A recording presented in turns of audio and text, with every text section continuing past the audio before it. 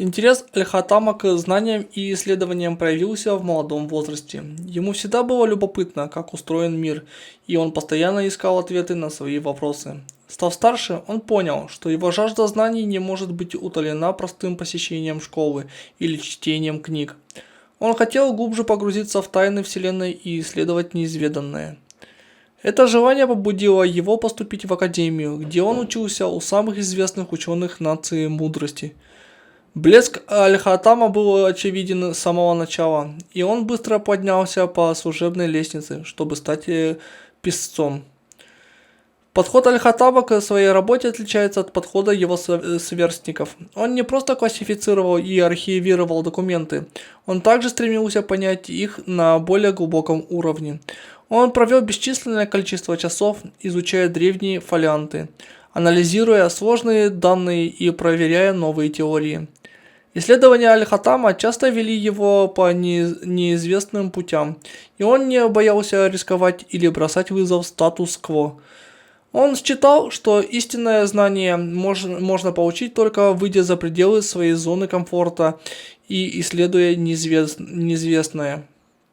Несмотря на его нетрадиционные методы, работа Аль-Хаттама пользовалась большим уважением у его коллег, и он считался одним из самых блестящих умов в Академии. Однако он предпочитал вести себя сдержанно и не искал признания или похвалы за свои достижения.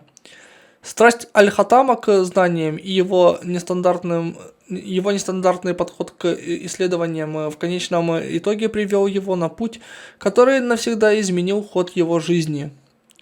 Несмотря на свои философские взгляды, Аль-Хаттам не был застрахован от повседневных жизненных трудностей.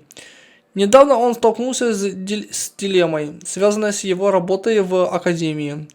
Учебное заведение ввело новое правило, гласящее, что все ученые должны носить на работе униформу. Аль-Хаттам счел это правило ненужным и неразумным и отказался от его соблюдения. Его коллеги, с другой стороны, поспешили выполнить правила, так как опасались последствий неповиновения властям. Неуступчивость Аль-Хаттама привлекла к нему внимание, и его вызвали на встречу с деканом академии. На встрече Аль-Хаттам попросил соблюдать новое правило, иначе он будет подвергнут дисциплинированному взысканию.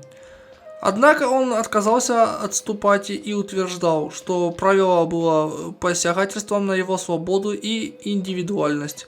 Он также указал, что его одежда не имеет никакого отношения к его академическим способностям и что основное внимание следует уделять его исследованиям и вкладу в учреждение.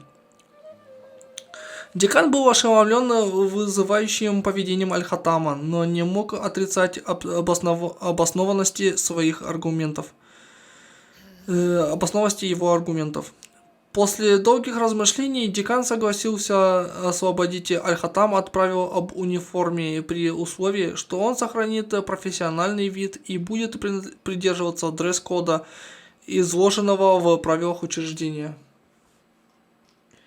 Позиция Аль-Хаттама против единого правила снискала ему уважение и восхищение некоторых его коллег, которые видели в нем смелого и бесстрашного ученого.